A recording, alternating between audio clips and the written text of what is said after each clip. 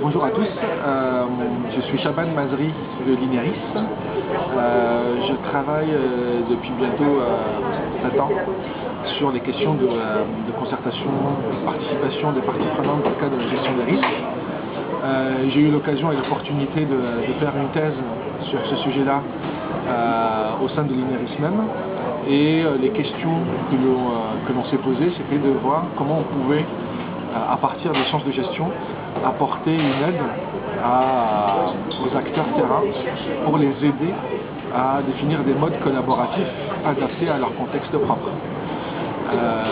L'idée de base, c'était d'exploiter les apports des sciences de gestion et notamment de l'aide à la décision pour aider à structurer la manière dont la participation se passe. Donc ce qu'on veut dire par structurer, c'est répondre essentiellement à 3 questions. 1, savoir qui sont les acteurs. 2, savoir quels sont les sujets de débat qui doivent être traités. Et ça, c'est un élément important puisque ça permet de s'assurer de la représentativité de toutes les dimensions du problème et en tout cas des dimensions que les acteurs souhaitent traiter. Et enfin, sachant les acteurs et sachant les sujets de débat, savoir quelle forme de participation, forme avec S, mettre en place pour y apporter la réponse la plus adaptée.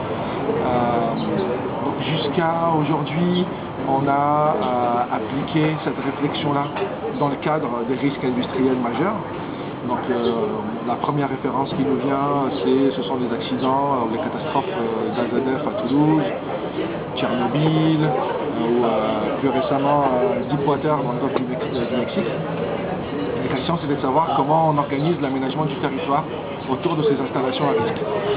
Donc en 2010, on a édité un guide qui vise à aider les différents acteurs à se situer du mieux possible dans ces processus-là pour apporter leurs connaissances, leurs attentes, leurs enjeux et s'assurer du coup que les décisions qui découlent de ce processus-là répondent bien à la dynamique économique et sociale d'un territoire et que rajouter un processus nouveau avec plein de contraintes entrave à minima ou n'entrave pas le développement économique et social de ce territoire-là.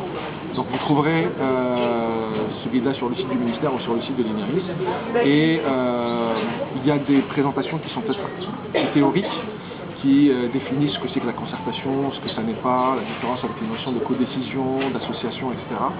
Et vous trouverez des aspects plus pratiques liés aux expériences terrain d'un certain nombre d'acteurs qu'on a interviewés qui permettent de mettre en lumière un certain nombre de pratiques qui peuvent être intéressantes pour vous, aussi bien dans le cadre de l'environnement que dans d'autres cadres. Et donc l'idée générale de cette démarche, si on doit la résumer en une phrase, c'est de dire comment aider les acteurs, d'une part à mieux structurer leur participation et comment aider le collectif à mieux travailler ensemble en adoptant toujours une approche gestionnaire avec 3 critères essentiels. C'est s'assurer que le débat est équitable, qu'il est compétent et qu'il est efficace dans le sens où la consommation des ressources se fait de manière rationnelle. Et je vous remercie.